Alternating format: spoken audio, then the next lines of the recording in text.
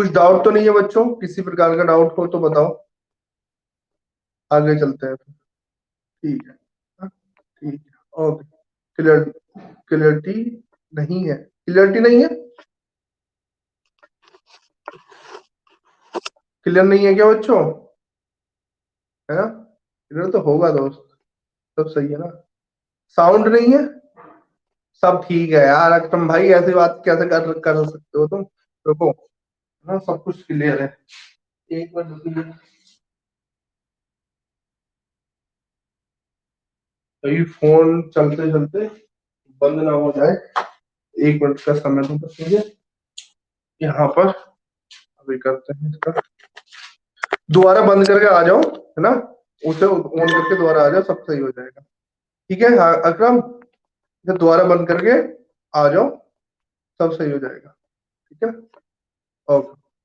Class शुरू करते हैं हम अपनी इंडियन पॉलिटी। ठीक है, तो इंडियन पॉलिटी में हमने कल हमने लगभग भागों के बारे में पढ़ा कि कौन से भाग में क्या बात बोली है ना? तो भाई भाग, चलो मुझे एक जवाब दो, इस क्वेश्चन आंसर सेशन करते हैं हम थोड़ा सा, कि भाग नंबर 18 में क्या है?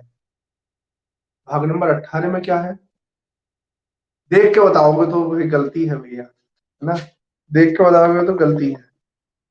आपातकाल है ना? आपातकाल है, ठीक है, वेरी गुड। अब मुझे बताओ भाग नंबर 20 में क्या है? भाग नंबर 20 में संविधान संशोधन है, ठीक है, संविधान संशोधन। भाग नंबर 17, 17, 17 क्या है? हाँ, क्या बता रहे हैं?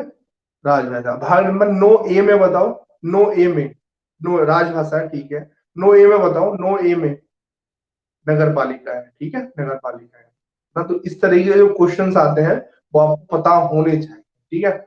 और भाग नंबर 4 में क्या है? 4 में नीति निर्देशक तत्व है, ठीक है, ओके।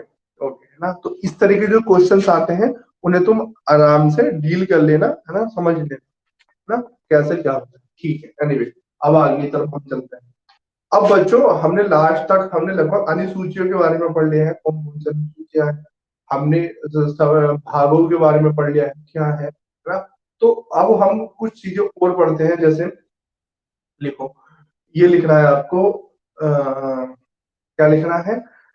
कि भारत का संविधान विश्व का सबसे बड़ा संविधानों में से एक है। लिखना क्या, मैं तो आपको बताना है ना, नोट्स तो आपको मिल चुके हैं। एक मिनट रुको, इसमें मैंने ये बात बोल रहा हूं मैं, एक मिनट।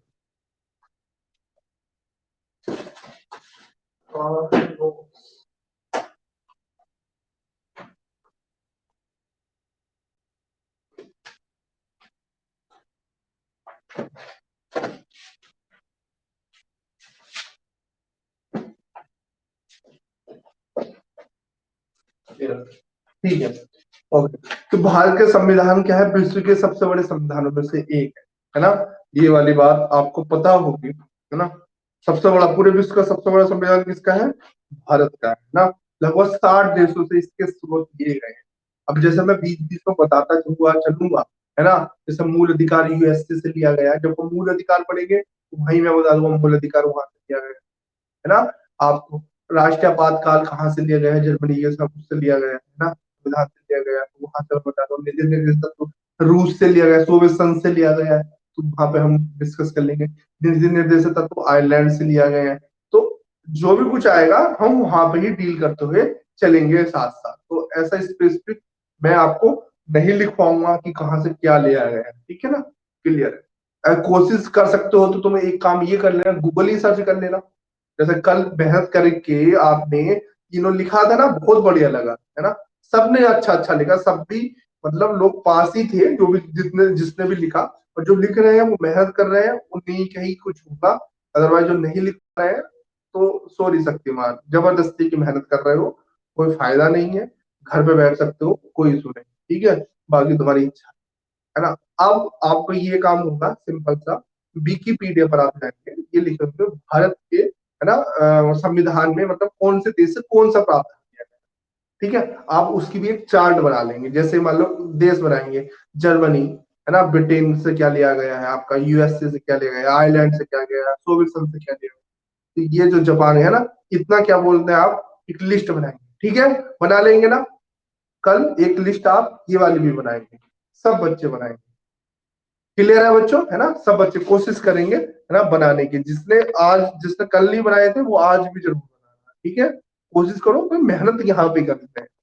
एक आप लिखोगे खुद से, अच्छा यहाँ से यहाँ लिया गया, यहाँ से लिया गया, तो खुद अच्छा होगा, फायदा होगा आप सभी को, ठीक है ना। अब क्या है देखो, यहाँ पे मुझे मुद्दा ये बोलना है बात कि भारत का संविधान क्या है, वो सबसे बड़ा संविधान है, पर 60 देशों से यहाँ का संविधान लिया गया है।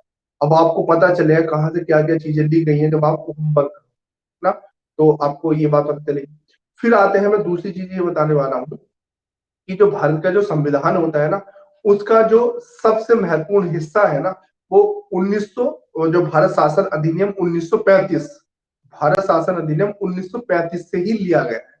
मोस्ट ऑफ हिस्सा आपका भारत शासन अधिनियम 1935 से लिया गया था, यानी कि अंग्रेज जो हमें चीजें छोड़कर चले गए थे, अंग्रेजों ने जो चीजें हमारे लिए बनाई थी, हमने वो अपने संविधान में उतार, ये बात भी है, ठीक है। तो एक चीज ये, अब हमारे देश में जो वोटिंग राइट्स होता है वो कैसा है, सार्वभौमिक वयस्क वयस्क मताधिकार, यानी अडल्ट फ्रेंचाइजी है हमारे यहाँ पर। मतलब क्या है, सार्वभौमिक, यदि आप 18 वर्ष से ऊपर के हो जाते हो तो आपको वोट देने का अधिकार हो जाता है, सभी लोग वोट दे सकते हैं। क्या ऐसा पहला अंग्रेजों के समय ऐसा अधिकार था? तो नहीं था। अंग्रेजों के समय क्या था, सिंपल सा, वहां पर आय डिसाइड होती है, यदि आपकी इनकम इतनी है ना, तो आप क्या है वोट डाल सकते हो, है ना। यूएसए में भी क्या है, पहले श्वेत अश्वेत का आधार पर क्या बोलते हैं विभाजन था, जो अश्वेत लोग थे वो वोट नहीं डालते थे, लेकिन है ना, कहीं कहीं ऐसे हैं देश है जहां पर महिला वोट नहीं डालती थी। अब क्या हमारे देश में क्या है, ऐसा कुछ भी नहीं, यदि व्यक्ति व्यस्क है ना, उसके अंदर इतनी क्षमता सोचने समझने की है कि कौन सा व्यक्ति हमारे लिए अच्छा होगा, तो वोट डालने की क्षमता रखता है हमारे, ठीक है, ओके।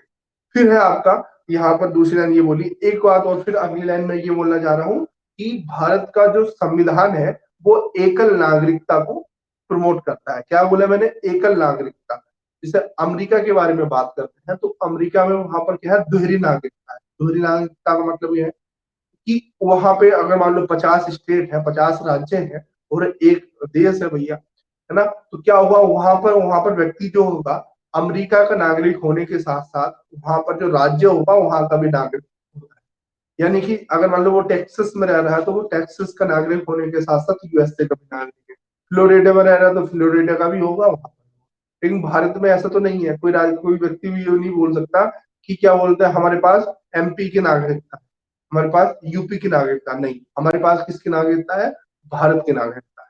अब कि वहां पर क्या होता है, वहां पर राज्यों की नागरिकता अलग होती है और केंद्र की नागरिकता तो वहां पर होती ही है, ठीक है ना, सिंपल सा। एक नागरिकता क्या होती है, सभी बच्चे समझ गए होंगे ना, जिसकी समझ में नहीं आए तो वहां पे बोल देना कि सर हमें इसे दोबारा बता दो, तो मैं उसे दोबारा बता दूं। फिर आगे की तरफ चलते हैं। अब हमारे संविधान में ये लिखा हुआ है कि मौलिक अधिकार और नीति निर्देशक तत्वों का वर्णन है, तो ये लाइन भी आपको पता चली गई होगी, आगे चली जाएगी, इसमें कोई इशू नहीं है ना। और मौलिक कर्तव्यों के बारे में भी यहाँ पर लिखा हुआ है, यानी कि हमारे संविधान में मौलिक अधिकार, आपको कुछ अधिकार दिए गए हैं उसके बारे में तो लिखा हुआ है ना। जैसे यूएसए के संविधान में लिखा हुआ है वैसे हमारे संविधान में लिखा हुआ है। लेकिन हमारे जो नागरिक हैं उनके क्या कर्तव्य होंगे उसके बारे में यूएसए के संविधान में नहीं लिखा हुआ है, हमारे देश के संविधान में लिखा हुआ है। जो मूल कर्तव्य है वो कहाँ से लिए गए थे, सोवियत संघ से लिए गए। कहाँ से लिए गए थे, सोवियत संघ से लिए गए थे। तो सोवियत संघ के देश में मूल अधिकार नहीं थे, वहां पर क्या थे, मूल कर्तव्य। अब हमारे देश में क्या है, दोनों चीजें, आपको मूल अधिकार भी दिए गए हैं लेकिन साथ साथ आपसे कुछ जिम्मेदारी भी मतलब महसूस की गई है कि आप भी कुछ ना कुछ काम करेंगे, ठीक है, आपका कर्तव्य भी।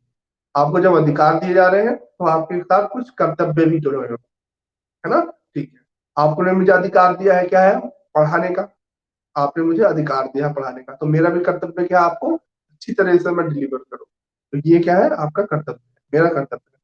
क्लियर है ना, ठीक है। फिर आगे चलते हैं। भारत का जो संविधान है वहां पर संसद की सर्वोच्चता एवं एवं क्या है, न्यायपालिका की सर्वोच्चता के मध्य क्या है, एक मध्य मार्ग अपनाया गया है। ये क्या है, देखो ब्रिटेन क्या है, दो देशों के बारे में मैं आपको बताने जा रहा हूँ। एक देश है ब्रिटेन, एक देश है यूएसए। क्या है, एक देश है ब्रिटेन, एक दूसरा देश है क्या, यूएसए। एक यूएसए में क्या है ना, अमेरिका है, और दूसरा क्या है, ब्रिटेन। ब्रिटेन में क्या है, ब्रिटेन में है, यहाँ पर है आपकी संसद की सर्वोच्चता। क्या है, संसद की सर्वोच्चता। अभी यहाँ पर क्या है, न्यायपालिका की।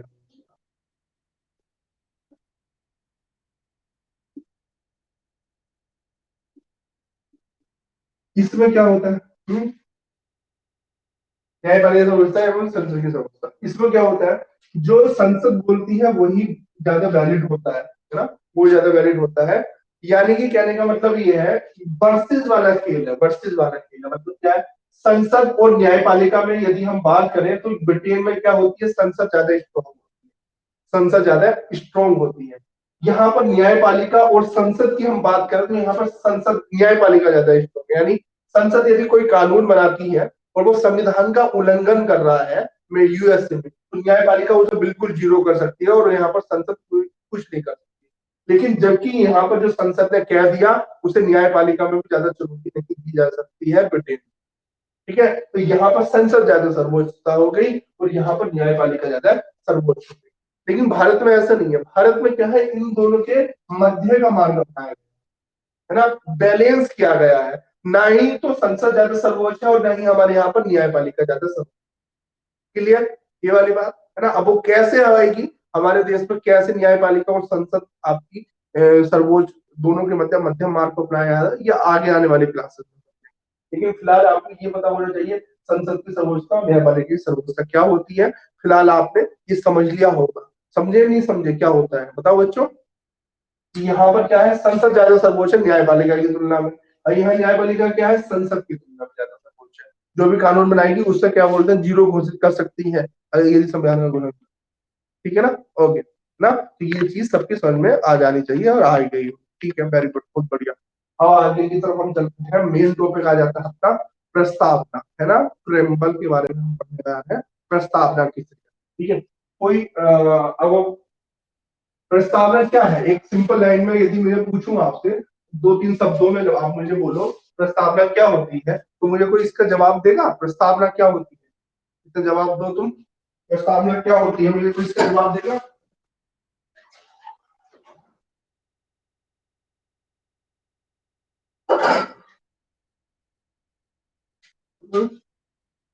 क्या होती है भाई, दर्शन है संविधान का, बिल्कुल सही बात है ना। उसमें क्या फ्रेम होगा, मतलब फ्रेम क्या, उस पर आगे क्या होगा, ठीक है। संविधान का मूल सार है, वेरी गुड, बहुत बढ़िया, है ना, बिल्कुल सही। ठीक है, संविधान की क्या क्या है, संविधान की कुंजी, है ना, संविधान की कुंजी है। ठीक है, हाँ, संविधान की कुंजी भी है। और क्या है, आपका एक दस्तावेज जिसमें उद्देश्य है, मूल ढांचा है ना, क्या है, संविधान। ठीक है, बिल्कुल ठीक है, बिल्कुल बिल्कुल ठीक है, ओके। सभी बच्चे ठीक ही बता रहे हैं, सभी यही है। एक्चुअली क्या है, एज एक किताब है, आप किताब के शुरू में पढ़ोगे आमुख, है ना, आमुख पढ़ते हो ना, कि उसमें ये बताता है राइटर कि मैंने किताब क्यों लिखी है, मैंने किताब क्यों लिखी है, इस किताब में क्या क्या बातें मैं बोलूंगा इन फ्यूचर, इसके बारे में जिक्र किया गया है। ये बातें लिखी होती हैं कि जो आमुख होता है, पहला पेज होता है जिसे हम जनरली पढ़ते नहीं, उसे छोड़ देते हैं ना, है ना, है ना, प्रीफेस होता है, हम उसे जनरली छोड़ देते हैं। तो वो आप क्या करते हैं, उसे छोड़ने का मतलब ये होता है उसमें, लेकिन बातें ये लिखी होती है जो आगे किताब में आने वाली। सेम इसी तरह की हमारे संविधान में क्या है, प्रस्तावना लिखी हुई है। उस प्रस्तावना में ये बात लिखी हुई है कि हमारे जो संविधान है उसका उद्देश्य क्या है, उसकी आकांक्षाएं क्या है, वो क्या चाहता है।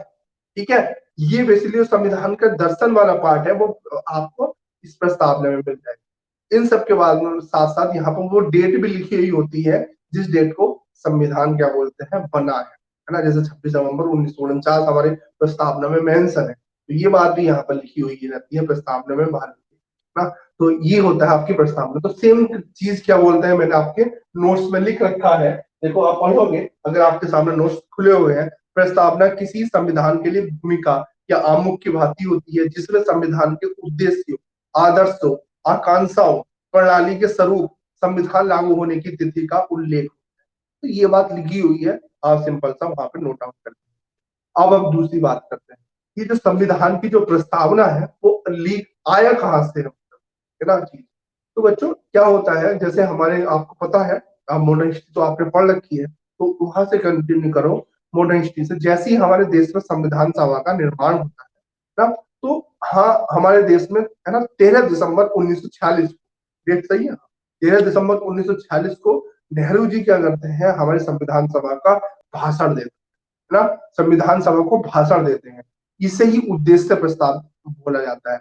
मतलब क्या भाषण देते हैं कि हमारे संविधान कैसे बनेगा, हम संविधान से चाहते क्या है, उस संबंध में नेहरू जी खड़े होकर क्या बोलते हैं भाषण देते हैं। ठीक है, कि जो एक नेता होता है, भाई नेता संविधान सभा को बोल रहा है, तो हम कैसा संविधान बनाने वाले हैं संविधान सभा में के बारे में ये बात बोली जाती है नेहरू के द्वारा उद्देश्य प्रस्ताव, कि हम कैसा संविधान चाहते हैं।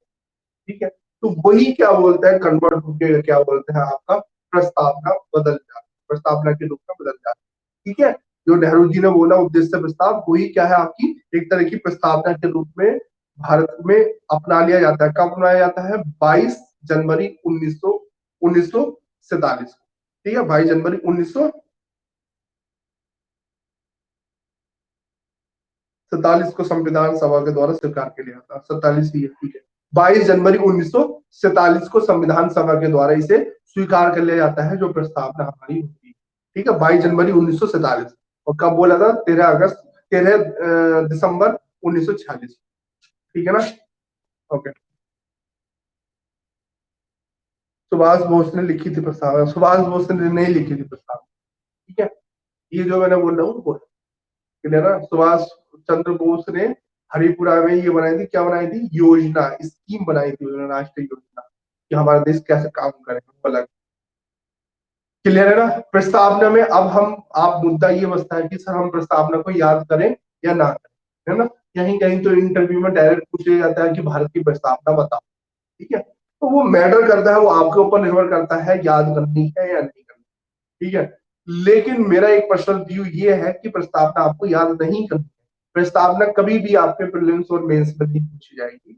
उसमें आपसे ये जरूर पूछा जाएगा कि प्रस्तावना में जो मेन की टर्मोलॉजी है उनका मतलब क्या होता है, उनका अर्थ क्या होता है। ठीक है, तो हम जो मेन टर्मोलॉजी है उनके अर्थ को ही समझेंगे कि भाई हमारे संविधान में ये बोला गया है कि हम भारत के लोग भारत को संपूर्ण प्रभुत्व संपन्न, तो संपूर्ण प्रभुत्व संपन्न क्या होता है इसके बारे में समझते हैं ना। हम भारत के लोग भारत को संपूर्ण प्रभुत्व संपन्न, समाजवादी, पंथ निरपेक्ष, लोकतांत्रिक गणराज्य बनाने, है ना। यहां तक बात बोलिए, तो यहाँ पर क्या क्या टर्मोलॉजी आई। पहली टर्मोलॉजी क्या है बच्चों, हम भारत के लोग भारत को संपूर्ण प्रभुत्व संपन्न, है ना, क्या आया, संपूर्ण प्रभुत्व संपन्न, है ना, समाजवादी, पंथ निरपेक्ष, है ना, लोकतांत्रिक गणराज्य।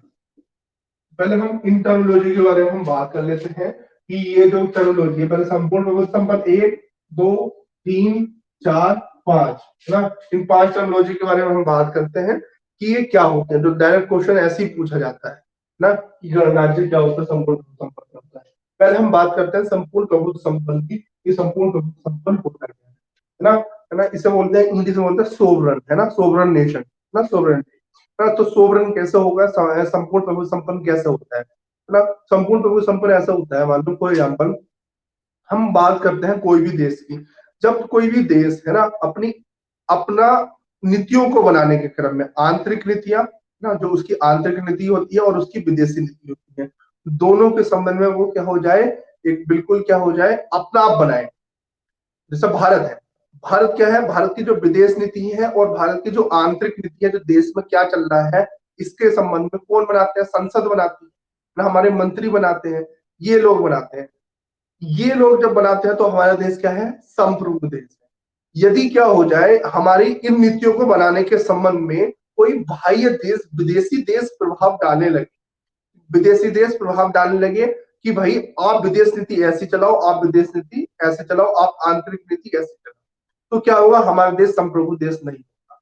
जैसे फॉर एग्जाम्पल बात करो, 1947 से पहले हमारा देश संप्रभु देश नहीं था। क्यों नहीं था, हमारे देश की जितनी भी नीतियां थी वो कैसी नीतियां थी, वो नीतियां कौन बनाता था? ब्रिटेन बनाता था, है ना। ब्रिटेन चाहता था कि आपकी विदेश नीति ऐसी होनी चाहिए, आंतरिक नीति ऐसी होनी चाहिए, आर्थिक नीति ऐसी होनी चाहिए, दूसरा देश बताता था ना, हम अपने खुद से नहीं करते थे। अब क्या हो रहा है, अब हम अपनी कंडीशंस में क्या है, बिल्कुल ये संप्रभु देश है। कैसे संप्रभु देश है? अब हमारे देश में जो भी कुछ होता है वो हम भारत के लोग भी डिसाइड करते हैं। हमें क्या करना है, हमारी फॉरेन पॉलिसी कैसी होगी और हमारी इंटरनल पॉलिसी कैसी होगी, ये सब डिसाइड करने वाले भारत की हमारी जनता ही। तो हमारे क्या है, संप्रभु देश है। तो यानी आंतरिक एवं बाह्य रूप से जब देश स्वयं नीतियां बनाता है ना, कैसे शासन करना है, तो वो क्या हो जाते हैं, आपकी संप्रभुता, संपूर्ण संप्रभुता। अब जैसे मान लो फॉर एग्जाम्पल, मैं बार बार कहीं एक बार example internal policy international relation कर दूंगा कि बड़े बड़े देश क्या होते हैं, ये छोटे छोटे देशों की संप्रभुता को हनन करने की कोशिश करते हैं।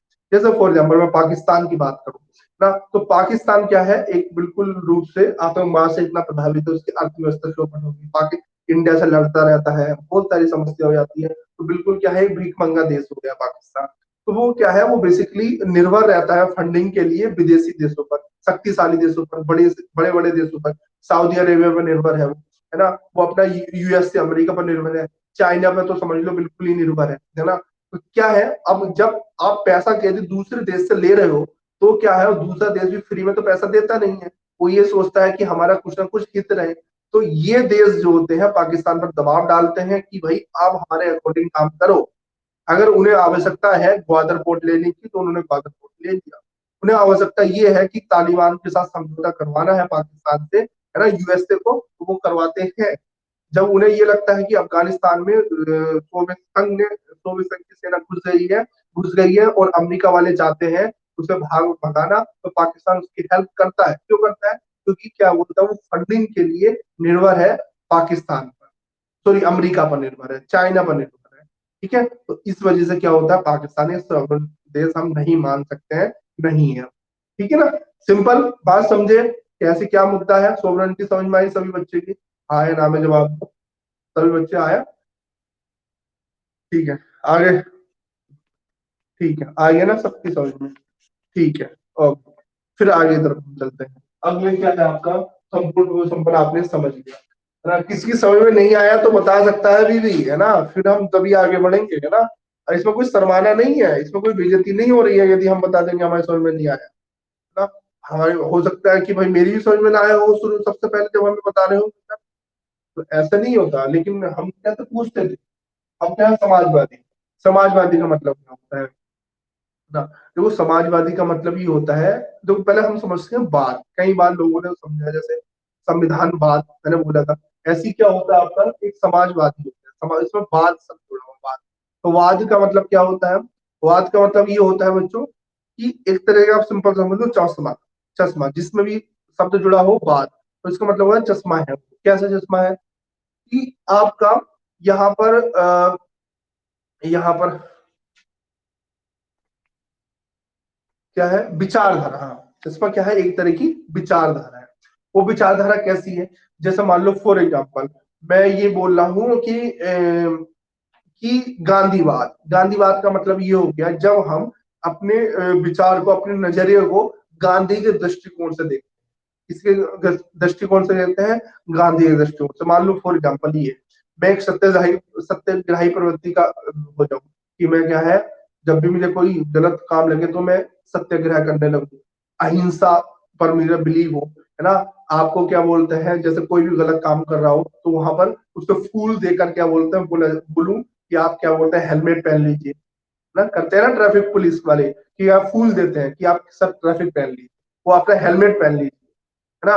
अपनी क्या बोलते हैं, ट्रैफिक लाइट के समय क्या बोलते हैं, अपनी बाइक बंद कर लीजिए, तो फूल देते हैं ना, वो समझाते हैं आप नैतिक रूप से, अहिंसा के द्वारा, अहिंसा के साधनों के द्वारा असत्य के प्रति क्या बोलते हैं, लोगों को जागृत करते हैं और सत्य की राह की ओर चलने के लिए क्या बोलते हैं, रास्ता दिखाते हैं।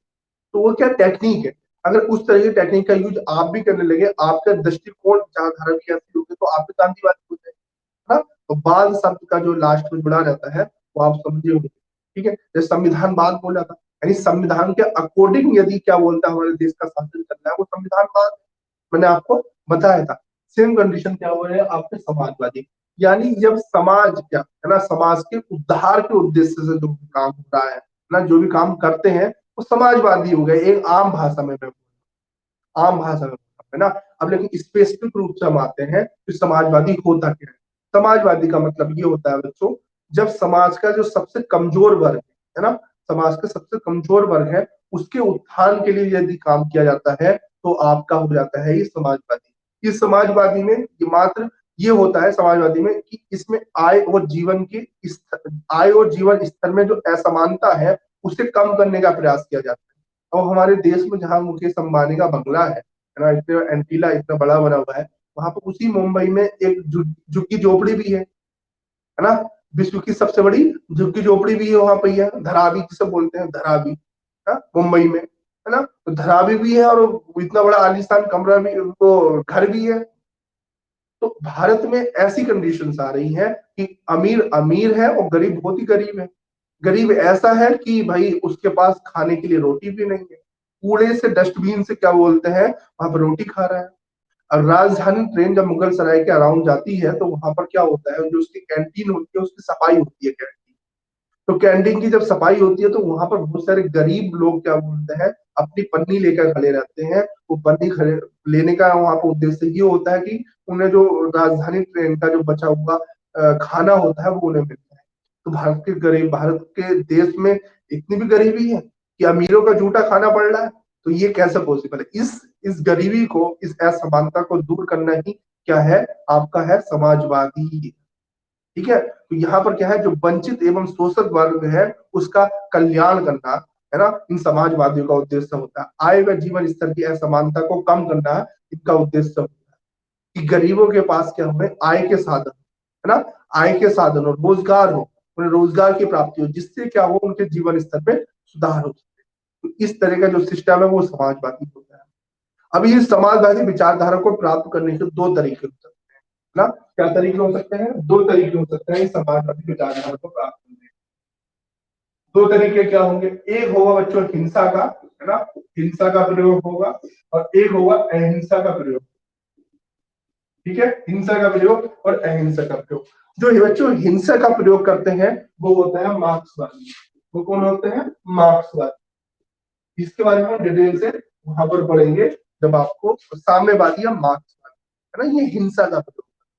जबकि हम दूसरी तरफ बात करते हैं अहिंसा के संबंध में, तो अहिंसा के संबंध में यदि लोकतांत्रिक चुनावों के माध्यम से, लोकतांत्रिक प्रक्रिया के माध्यम से जो सरकार बनती है और वो सरकार इस प्रकार की नीतियां बनाती है, सरकार इस प्रकार की नीतियां बनाती है कि गरीबों का, है ना, समाज के कमजोर वर्ग का क्या हो सके, कल्याण हो सके, है ना, गरीब और समाज के कमजोर वर्ग का कल्याण हो सके। जब ऐसी नीतियां बनाती है तो क्या होगी, अहिंसा के माध्यम से समाजवाद को प्राप्त करने की कोशिश करती है।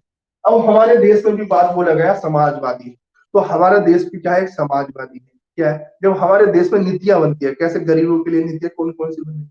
अब हमारे देश में बताओ, मनरेगा बना, गरीबों को रोजगार देने के लिए, किसानों, जो 1 रुपए 2 रुपए 3 रुपए के हिसाब से आपकी मिड डे मील स्कीम चल रही है, स्कूलों में पढ़ाया जाता है। इसके अलावा पीडीएस सिस्टम है आपके यहाँ पर, पीडीएस सिस्टम है, वहां पर गरीबों के लिए भोजन भी मिल रहा है आपको। सरकारी अस्पतालों में फ्री क्या बोलते हैं आपको, स्वास्थ्य होता है, स्मार्ट कार्ड बने हुए हैं, स्वास्थ्य सुविधा मिलती है ना अस्पतालों में। तो इस तरह की स्कीम भी तो चल रही है हमारे देश में जो गरीबों के लिए। तो हमारा देश भी क्या है, ये चाहता है कि आय और जीवन स्तर में क्या हो, ऐसा मात्रा। इस तरह की कोशिश हमारे देश में हो रही है। तो हमारा देश क्या है, एक अहिंसक तरीके से क्या बोलते हैं आपका, लोकतांत्रिक प्रक्रिया के माध्यम से समाजवाद को लाना चाहता है। इसमें केस भी लिखा हुआ, डीएस नकारा बनाम भरत संघ का केस। उसमें ये बात बोली गई है सुप्रीम कोर्ट के द्वारा। सुप्रीम कोर्ट ने कहा है कि हमारे देश में समाजवादी व्यवस्था जिस स्वरूप को अपनाया गया है वो स्वरूप ये वाला नहीं है, ये वाला स्वरूप कि लोकतांत्रिक प्रक्रिया के माध्यम से हमारा क्या है, जीवन में आय की असमानता को कम करना है, वंचित एवं शोषण वर्ग का कल्याण करना ही हमारा उद्देश्य क्या है। लेकिन क्या है, लोकतांत्रिक लोकतांत्रिक साधनों के माध्यम से हमारा उद्देश्य। क्लियर है ना ये वाली बात, तो ये बात भी आपका क्लियर होनी चाहिए। तो समझ में आया बच्चों समाजवादी, आए ना में बताओ, जल्दी बताओ, ठीक है।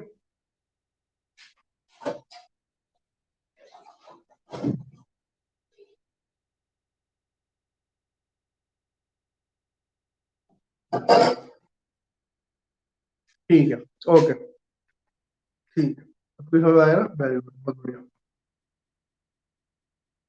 अब आगे तरफ चलते हैं, एक नई टेक्नोलॉजी पर चलते हैं, पंथ निरपेक्ष पे, कि क्या होता है पंथ निरपेक्ष ना, क्या होता है पंथ निरपेक्ष। पंथ निरपेक्ष का मतलब धर्मनिरपेक्ष टाइप का ही आप समझ लो फिलहाल, लेकिन दोनों में बेसिकली अंतर भी होता है। अमेरिका वाली जो वेस्टर्न धर्मनिरपेक्षता होती है वो अलग होती है, और भारत की जो धर्मनिरपेक्षता है वो अलग होती है। वो कभी हम बाद में डील करेंगे, कभी टाइम मिला तो, ठीक है। लेकिन क्या है फिलहाल अभी पंथ निरपेक्ष का मतलब, पंथ निरपेक्ष का संबंध भारत के संबंध में यह है कि भारत का कोई एक भारत की जो राज्य होगा, जो सरकार होगी, उसका कोई धर्म नहीं है, उसका कोई धर्म नहीं है। भारत का जो राज्य होगा यानी सरकार है, उसका कोई धर्म नहीं है ना। सरकार, राज्य समझ रहे हो ना, राज्य का मतलब यहाँ पर एक बहुत बड़ी संकल्पना आती है। राज्य का मतलब है नॉट जस्ट सरकार, यहाँ पर जो लोग रह रहे हैं, है ना, क्या बोले, क्षेत्रफल ना, सरकार, ये सब मिलके आपका सरकार राज्य का गठन करती है। तो राज्य, स्टेट, स्टेट मतलब भारत स्टेट, भारत राज्य, समझे ना, क्या है मतलब यहाँ पे भारत राज्य। तो भारत राज्य का कोई एक अपना धर्म नहीं है ना। यहाँ पे यदि आप ये बोलो कि भारत का एक हिंदू राज्य है ना, भारत एक हिंदू राज्य है, तो ऐसा नहीं है। लेकिन हम ये बात बोल सकते हैं पाकिस्तान एक मुस्लिम राज्य है, ठीक है ना, क्योंकि क्या है उसके संविधान में स्पेसिफिक रूप से मेंशन लिखा हुआ है कि भारत, पाकिस्तान क्या है, इस्लामिक राष्ट्र बनेगा। लेकिन भारत के संविधान में ऐसा नहीं लिखा हुआ कि भारत हिंदू राष्ट्र है। यानी कि इसके कहने का मतलब ये है, जब भारत के संविधान में ये बात नहीं लिखी हुई है भारत का एक हिंदू राष्ट्र है, तो क्या होगा, अब भारत में विभिन्न संप्रदाय के लोग रह रहे होंगे। हिंदू भी रह रहे हैं, मुस्लिम भी रह रहे हैं, सिख भी रह रहे हैं, क्रिश्चियन भी रह रहे हैं, पारसी भी रह रहे होंगे, जैन धर्म, बौद्ध धर्म, सब रह रहे हैं यहाँ। यदि भारत एक हिंदू राष्ट्र होता तो ऐसी संभावना थी कि हिंदुओं के फेवर में ज्यादा नीतियां बनाई जाती, और जो अन्य संप्रदाय है वो क्या हो जाते हैं, सीमांत बन के रह जाते हैं, मार्जिनाइज हो जाते हैं, उनका कोई पूछताछ भी नहीं होती। ऐसा पॉसिबल था। तो क्या हुआ, अब हमारे हमारे संविधान निर्माताओं ने, विधि निर्माताओं ने क्या किया कि सभी धर्मों के लोगों को समान रूप से, है ना, समान रूप से व्यवहार किया जाए, उनके साथ कोई भेदभाव नहीं किया जाए। तो उसके लिए हमारे देश को घोषित किया गया आपका क्या, पंथ निरपेक्ष घोषित किया, ठीक है। क्या घोषित किया गया, पंथ निरपेक्ष देश तो घोषित किया गया हमारे देश को, कि हमारा राज्य का कोई धर्म नहीं होगा, और सभी धर्मों को हम एक समान नजरिए से देखें। ये होता है आपका पंथ निरपेक्ष। क्लियर है बच्चों, है ना, सबकी समझ में आया, है ना, पंथ निरपेक्ष क्या होता है और क्यों जरूरत पड़ी, ये भी आपने समझा, ठीक है ना, ओके, है ना, ठीक है, आगे तक चलते हैं। चलो इसे भी समझ लेते हैं, वेस्टर्न और इसमें क्या अंतर है। देखो वेस्टर्न में मतलब ये है, आपने कभी सुना होगा कि फ्रांस में ना भूखे पर प्रतिबंध लगा दिया, है ना, ऐसा सुना, हाँ? सुना होगा।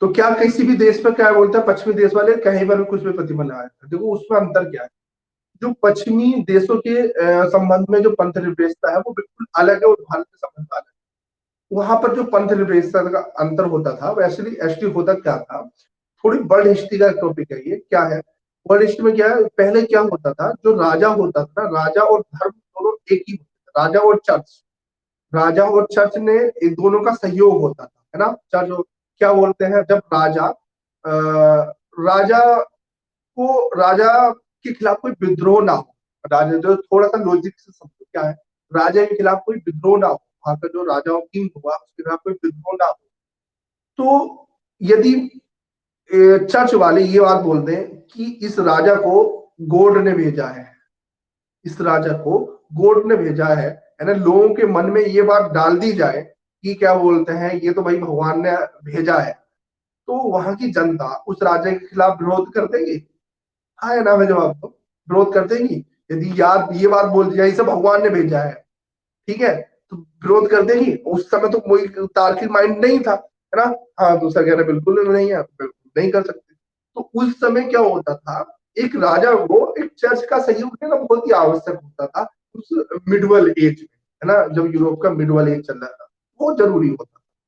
अब भाई जरूरी होता था तो उस कंडीशंस में जब ऐसा जरूरी होता था, तो बाद में क्या है, रनेशा पुनर्जागरण का काल आता है वर्ल्ड हिस्ट्री में, यदि आपको समय मिला तो मैं जरूर पढ़ूंगा, ठीक है। तो फिर बाद में क्या होता है ना, इस राजा है ना, राजा और इस चर्च के मध्य क्या होता है, दूरी बढ़नी स्टार्ट हो जाती है। यही दूरी क्या है, यही क्या था उनके संबंध में कि उनकी पंथ निरपेक्षता थी, धर्म निरपेक्षता थी। धर्म से क्या हो गए हम अलग। हमें कोई मतलब नहीं है कि धर्म में कुछ हो रहा है नहीं हो रहा है, हमें कोई मतलब नहीं है। वो एक पर्सनल मैटर हो गया, हमें उससे कोई मतलब नहीं है, हमारे राज्य का मतलब। ये हो है आपका यूरोपियन सेंस, ये है यूरोपियन सेंस। लेकिन भारत के सेंस में बिल्कुल अलग है। भारत में कोई ऐसा तो कभी रहा नहीं है कि कोई राजा मतलब हमारा देश तो भारत के स्वतंत्रता संग्राम से गुजरा हुआ है ना। कभी हमारे देश के राष्ट्रीय नेताओं ने कभी भी धर्म का सहारा लेने की कोशिश नहीं करी, है ना। धर्म का सहारा लेने की कोशिश नहीं करी है कि ये यहाँ पर क्या बोलते हैं आप इस पर सपोर्ट करें। इवन खिलाफत आंदोलन के समय जब असहयोग आंदोलन को, असहयोग आंदोलन खिलाफत आंदोलन को मिला लिया गया वहां पे, तो वहां पे खिलाफत आंदोलन एक धार्मिक मुद्दा था। आपको पता होगा खिलाफत आंदोलन एक धार्मिक मुद्दा था या नहीं था। तो उसके लिए क्रिटिसाइज किया जाता है कि कांग्रेस ने धर्म राजनीति में धर्म को लिया, है ना, उस पर क्रिटिसाइज किया जाता है राजनीति में धर्म को लिया। तो एक अलग मैटर है, जब हम वर्ल्ड हिस्ट्री के, सॉरी मॉडर्न हिस्ट्री जब हम मेंस के पॉइंट ऑफ व्यू से पढ़ेंगे तो हम वहां पर डील करेंगे इस चीज को कि कैसे अलग किया जाता है ना। तो ये चीज अलग है, ठीक है। तो हमारे यहाँ पर कोई भी ऐसा राष्ट्रीय आंदोलन में नहीं जोड़ा गया, धर्म से कोई मतलब नहीं, ठीक है, अलग रखा गया। तो अब भारत में क्या होता है, भारतीय धर्मनिरपेक्षता बिल्कुल अलग। अगर मान लो फॉर एग्जाम्पल आपने देखा होगा कि बहुत सारे कांग्रेस के नेता, बीजेपी के नेता, कहीं भी XYZ कोई भी नेता, समाजवादी पार्टी के नेता, कहीं भी नेता, तो बहुत सारे त्योहार होते हैं। जैसे हिंदुओं के बाहर होगा तो होली में जाते हैं लोग, दीपावली मनाते हैं साथ। मुस्लिम का त्योहार होते हैं तो क्या बोलते हैं, ईद, ईद में जाते हैं। और जो अब क्या कौन सी है, रोजा इफ्तारी पार्टी होती है वहां पर जाते हैं, जाते हैं नहीं जानते हैं ना। तो वहां पर क्या है, हमारे यहाँ पर किसी भी धर्म के साथ भेदभाव नहीं किया जाएगा। हमारे साथ क्या है, किसी धर्म के साथ भेदभाव नहीं किया जाएगा। हम अटैच हो सकते हैं। हम हिंदुओं के लिए जो धार्मिक संस्थाएं चल रही है उन पर क्या बोलता है फंडिंग दे सकता है गवर्नमेंट। मुस्लिमों के लिए जो फंडिंग, मुस्लिमों के लिए जो संस्थाएं चल रही है, मदरसे चल रहे हैं, उन पर भी सरकार फंडिंग देती है ना। सिखों के लिए भी फंडिंग देती है, ईसाइयों के लिए भी फंडिंग देती है। तो हमारे साथ क्या है, फंडिंग देते हुए, देते समय हम किसी साथ भेदभाव नहीं करेंगे कि हमारे देश में सरकार सबके साथ, सभी धर्मों के साथ जुड़ेगी, सभी धर्मों के साथ जुड़ेगी, हिंदू मुस्लिम सभी के साथ जुड़ेगी, लेकिन क्या है, कोई भेदभाव नहीं करेगी। अब क्या बोलते हैं पश्चिमी देशों के साथ क्या है आपका, ये पश्चिमी देश अलग है और ये धर्म अलग है, बिल्कुल नहीं, कुछ जुड़ना ही नहीं है। कोई समानता असमानता की बात तो छोड़ दो, आपको जुड़ना ही नहीं। उनका सीन बिल्कुल अलग है। उनका सीन क्या है, बिल्कुल अलग है, वो जुड़ना ही नहीं चाहते, है ना। कि वहां पे वहां का कोई मंत्री किसी दीपावली में नहीं जा सकता, वहां के जो चर्च वाले प्रोग्राम है वहां पर भी नहीं जा सकता, कहीं पर भी नहीं जाएगा। वहां पे स्टेट स्पॉन्सर कुछ नहीं चीजें होती है। क्लियर, सभी सब बात समझे ना। वहां पर कभी सहायता नहीं देंगे, वहां पर कभी भी सहायता नहीं देंगे कि भाई चर्च का प्रसार हो, ईसाई धर्म का प्रसार हो तो उसके लिए फंडिंग की जाती है।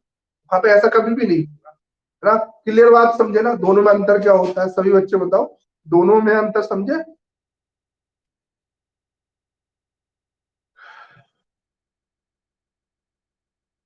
ना। ठीक है, ओके, है ना, बढ़िया। सबकी समझ में आना चाहिए कि भाई दोनों में पंथ निर्देशताओं में अंतर क्या होता है। Anyway, यहाँ पे चलते हैं लोकतांत्रिक प्रक्रिया, है ना, लोकतांत्रिक का, लोकतंत्र का मतलब तो आप सभी बच्चे समझते हो क्या होता है। लोकतंत्र का मतलब, लोकतंत्र का मतलब होता है जनता का, जनता के लिए और जनता के द्वारा शासन, है ना। कि हम क्या है, हम एक, हमें शासन करना है। अगर मान लो इस देश में 10 लोग रहते हैं, इस देश में 10 लोग नहीं, 50 लोग मान लो, ठीक है ना। 50 लोग रहते हैं, तो 50 लोग रहते हैं तो वो एक जनता हो गई, वो एक जनता हो गई। अब जनता क्या करती है कि ये सोचती है कि हमारे पास इतना अनुभव नहीं है, हमारे पास इतनी अकल नहीं है, बुद्धि नहीं है, तो हम सब क्या करते हैं अपने में से एक क्या बोलते हैं 5 लोगों की टीम बना, 5 लोगों की टीम बनाते हैं जो कि क्या बोलते हैं इस तरह का क्या बोलते हैं शासन करेगा, इस तरह की कुछ नीतियां करेंगी, कार्य करेंगी जिससे हमारा हित हो, है ना। ठीक है, तो 5 लोगों की टीम बन जाती है। तो क्या करते हैं, जनता आपस में चुनती है उन 5 लोगों को, है ना, 5 लोग चुनती है आप यहाँ पर जनता। अब लेकिन क्या बोलते हैं वो जो 5-6 लोग हैं, 5 लोग बनाए हैं, उनके पास पैसा भी तो होना चाहिए ना। तो पैसे के लिए क्या करते हैं, जो ये 5 लोग हैं इन जनता से क्या करते हैं कि कहते हैं भाई लाओ हमें पैसा दो जो कि तुम हमसे काम करवाना चाहते हो, जो काम तुम हमसे करवाना चाहते हो उसके लिए हमारे पास पैसा भी तो होना चाहिए ना। तो पैसे के लिए क्या करते हैं, इन 50 लोगों से 50 लोगों से क्या लेते हैं, ये पैसा लेते हैं, इन 50 लोगों से पैसा लेते हैं, है ना। तो जब पैसा लेंगे, है ना, तो पैसा लेंगे और पैसा इनके पास आ गया 5 लोगों के पास, तो ये क्या करेंगे, जो ये काम जनता चाहती है, जो जनता के लिए जरूरी काम है, उनके लिए क्या करेंगे, काम करना स्टार्ट कर, सिंपल सी बात है।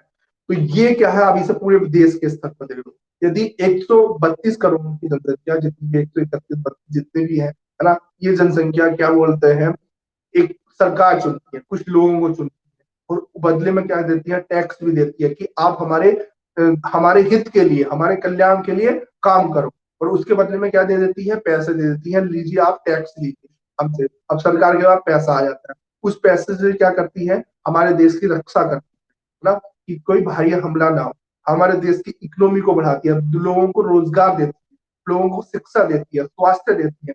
इस तरह क्या होती है, आपकी सरकार बन जाती है। क्लियर है ना, सभी सब अच्छे समझे क्या होता है ना, लोगों का लोगों के लिए, लोगों का शासन, है ना, और उनके लिए काम करता है, ये होता है बच्चों। ठीक है ना। ठीक है, सभी बच्चों समझ में आ रहा है ना, क्या होता है लोकतंत्र। तो लोकतंत्र में क्या होता है, जनता ही अपने प्रतिनिधि चुनती है, और वो जनता के लिए काम करते हैं, और जनता के सहयोग से, ठीक है?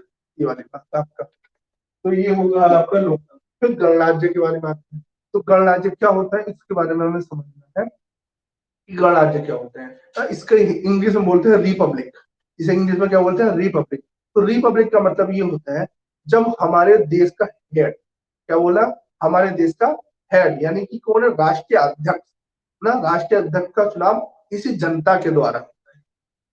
जो हमारे देश का हेड है ना, उसका चुनाव जनता के द्वारा करता है, तो उसे गणराज्य कहते हैं, तो उसे गणराज्य कहते हैं। अब हम बात करते हैं राजा की, जहां पर राजा है, ए मोनार्की। तो मोनार्की में क्या बोलते हैं, राजतंत्र में क्या होता है, वहां की जनता उस राजा का चयन करती है, बिल्कुल भी नहीं करती है। जो राजा है, राजा, राजा के बाद उसका लड़का राजा बनेगा, उसके बाद उसकी लड़की भी रानी बन सकती है, कोई भी सिस्टम हो सकता है ना। तो क्या होगा, वहां पर वंशा अनुगत प्रक्रिया, वंश के अनुसार क्या बोलते हैं, आपका राष्ट्र अध्यक्ष चेंज होता है, तो अलग है। अब भारत में क्या है, भारत का जो राष्ट्रपति है, उसका चुनाव कौन करती है, भारत की जनता करती है ना। अब जनता चुनाव प्रत्यक्ष और अप्रत्यक्ष दोनों रूप से कर सकती है ना। जनता क्या है, चुनाव आपका प्रत्यक्ष और अप्रत्यक्ष दोनों रूप से कर सकती है, लेकिन चुनाव क्या बोलते हैं ना, चुनाव क्या है आपका, होना चाहिए जनता के द्वारा। मेन कंडीशन क्या है, जनता, तो जनता यदि चुनती है। अब भारत का राष्ट्रपति क्या है ना, इसे जनता के द्वारा चुना जाता है। तो भारत का राष्ट्र, भारत क्या है, गण राज्य है, रिपब्लिक। भारत क्या है, गण राज्य है, रिपब्लिक है। ठीक है ना बच्चों, तो ये बात होती है आपकी यहाँ पर गणराज्य की, है ना। ये सब क्लियर हुआ ना, गणराज्य क्लियर हुआ। ओके,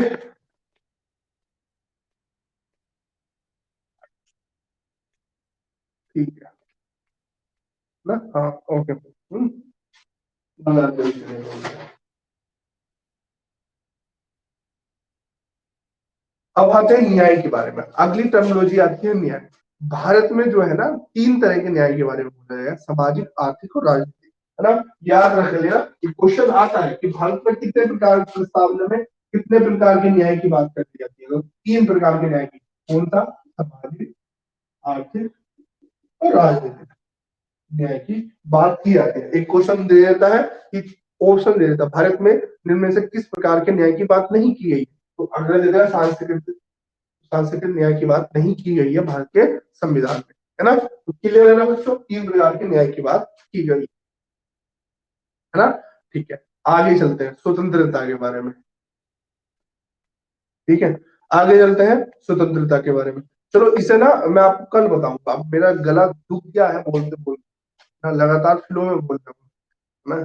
ठीक है ना, कल पढ़ते हैं अभी, आज हम इतना ही रखते हैं। कल आपकी क्लास ये तो सेम इंटर्न, ठीक है, सबकी क्लास सेम टाइम ही रहेगी। और ये जो है ना इकोनॉमी वाली क्लास बच्चों आपके 10 बजे से रहेगी।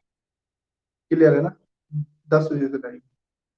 ओके, एसएमएस कर देना था, हाँ, करना क्या, मैं कर तो देता ही हूँ वैसे एसएमएस, लेकिन तुम्हें बता दें कि मेरी क्लास 10 बजे से रहती है, मैं कर दूंगा बच्चों को। क्लियर है ना, बस ठीक, ठीक है, ओके। ठीक है बच्चों, मिलते हैं कल।